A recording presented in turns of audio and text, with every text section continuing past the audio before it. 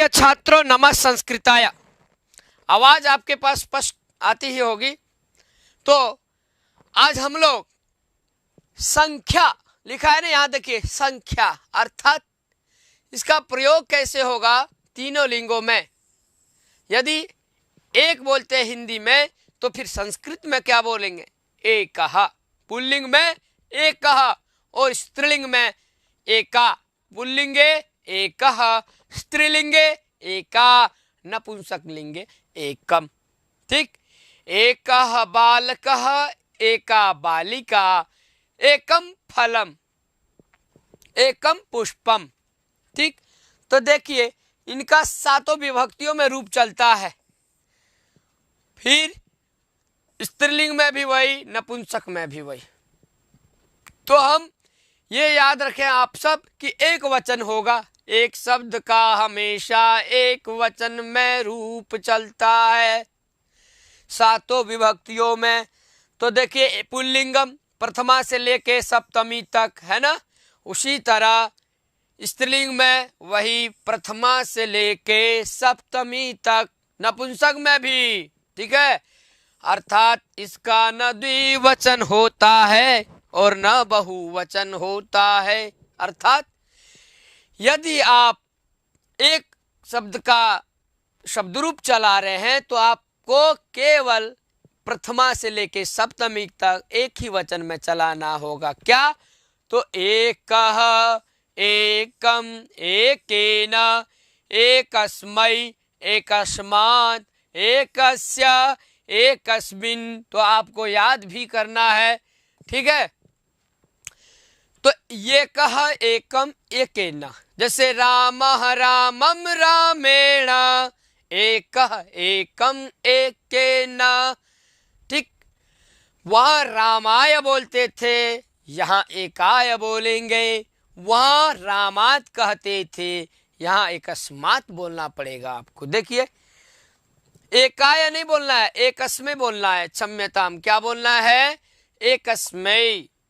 एकाय तो चलेगा ही नहीं, एकस्मै बोलना है आपको। ये ध्यान रखना है, बहुत ही जरूरी है। इसका ध्यान रखना बहुत जरूरी है। क्या बोलना है? तो एकस्मै। ठीक है, एकस्मै। ये देखिए यहां लिखा है। और पंचमी में एकस्मात्, षष्ठी में एकस्य, सप्तमी में एकस्मिन्। उसी तरह आपको चतुर्थी ये एक वचन में स्त्रीलिंग में एकस्य, एका हो जाएगा प्रथमा एक वचन में। फिर एकम, एकया, एकस्य, एकस्याः, एकस्याः, एकस्याम्। और नपुंसक में एकम, एकम, एकेन, एकस्मै, एकस्मात्, एकस्य, एकस्मिन्। अर्थात जो नपुंसक लिंग में जो रूप होता है सातों विभक्तियों में एक वचन वाला, वो केवल आप ये समझिए कि प्रथमा और द्वितीया में केवल एकम एकम। ठीक, और तृतीया से वही जैसे पुल्लिंग में पुल्लिंगवत चलेगा। एकेन, एकस्मै, एकस्मात्, एकस्य, एकस्मिन्। वही जब आप आकारांत अर्थात एका, आकारांत कहने का अर्थ है कि स्त्रीलिंग में जब आप प्रयोग करेंगे तो एका, एकाम, एका, फिर एका लिख के मकार ले आइए हल से युक्त, तो एकाम। फिर एक का या, एक लिख के या कर दीजिए तो हो जाएगा एक कया। एक लिख के से करिए तो एकस्य। फिर एक लिख के स्या दो बार करिए, एकस्या, एकस्या। एक लिख के श्याम कर दीजिए, एकश्याम बन जाएगा। बाकी पुल्लिंग की तरह वो चला लेंगे प्रथमा द्वितीया में, एकम एकम बोल देंगे। कितना सरल है।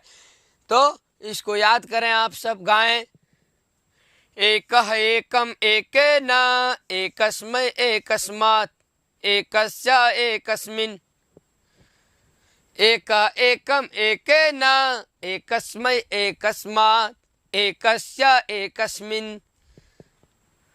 किसी भी तरह गाएं और याद करें, याद होना चाहिए, आपको याद करना है। ठीक, एका, एकाम, एकया, एकस्यै, एकस्याः, एकस्याः, एकस्याम्। और नपुंसक में एकम एकम एकेन एकस्मै एकस्मात् एकस्य एकस्मिन्। उसी तरफ आप पुल्लिंग में भी एकः एकम एकेन एकस्मै एकस्मात् एकस्य एकस्मिन्। कितना सरल है, द्विवचन में होगा नहीं, बहुवचन में होगा ही नहीं। ठीक है, ये आपको ध्यान रखना है। क्यों? ये एक शब्द है तो एक वचन में ही हो जाएगा। ठीक, याद हो गया होगा आप लोगों को। एक शब्दस्य रूपम, देखिए क्या लिखा है, आप बाद में देखिए। लिखा है कि एक शब्दस्य रूपम त्रिषु लिंगेषु एक वचने एव भवति। एक शब्दस्य रूपम त्रिषु लिंगेषु एक वचने एव भवति।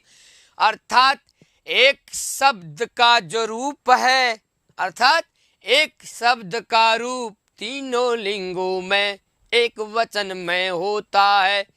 तीनों लिंगों में, चाहे पुल्लिंग हो, चाहे स्त्रीलिंग हो, चाहे नपुंसकलिंग हो, आपको ये याद रखना है केवल एक वचन में ही होगा। अर्थात प्रथमा से लेके सप्तमी तक, प्रथमा से लेके सप्तमी तक जो रूप चलेगा वह रूप केवल एक वचन में। देख रहे हैं, ये देखिए, ये एक वचन वाला रूप है। यहां भी देखिए वही एक वचन में, यहां भी देखिए एक वचन का। तो ये आपको याद रखना है, बस ये आपका हो गया। इसके बाद आप द्वि वाला देखेंगे, पुल्लिंग में, स्त्रीलिंग में और नपुंसक में। दो को संस्कृत में क्या कहते हैं और उसका सातों विभक्तियों में रूप क्या होगा, क्या वो द्विवचन में होगा कि एक वचन में होगा कि बहुवचन में, इसके बाद वाले वीडियो में मैं पढ़ाऊंगा। और देखना आप न भूलें। यदि आपको अच्छा लगा हो लाइक करिए, शेयर करिए, अधिक से अधिक इस वीडियो को आप अधिक से अधिक शेयर करें ताकि और बच्चे जो हैं पढ़ें, याद कर लें और रूप चलाएं। जैसे देखिए पुल्लिंग में बोलेंगे एकः बालकः, एकः बालकः, और स्त्रीलिंग में वही हो जाएगा एका बालिका, और नपुंसक में एकम फलम। कुछ भी नाम ले लीजिए, एकः श्यामः, एका राधा, एकम पुष्पम।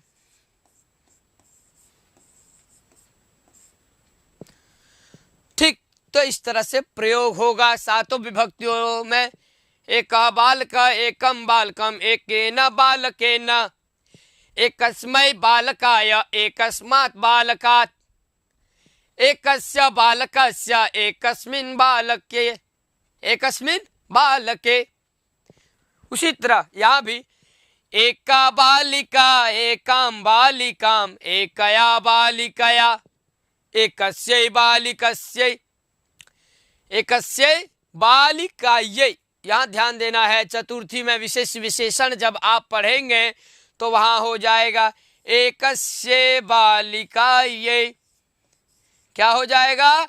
एकस्य बालिकायै। मैं आपको पहले थोड़ा नोटिस कर दे रहा हूं, बता दे रहा हूं कि जब आप वाक्य बनाएंगे तो एकस्य बालिकायै अहम पुस्तकम ददामि। ठीक है, पुस्तक देता हूं, तो एकस्य बालिकायै, एक बालिका को पुस्तक देता हूं, तो एकस्य हो जाएगा वहां। वही एकस्मै, एकस्मै हो जाएगा कहां? नपुंसक में। इस तरह से आप प्रयोग करेंगे। ठीक है, तो आपको याद हो गया होगा।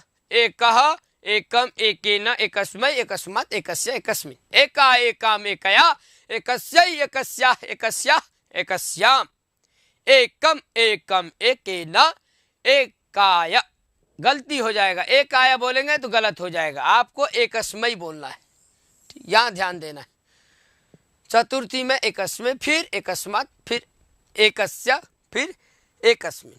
तो आज के लिए इतना ही, फिर इसके बाद हम दो को क्या बोलेंगे उसका देखेंगे, अभ्यास करेंगे। ठीक है, तो नमः संस्कृताय, नमो नमः। जहाँ भी रहें आप स्वस्थ रहें, व्यस्त रहें और मस्त रहें।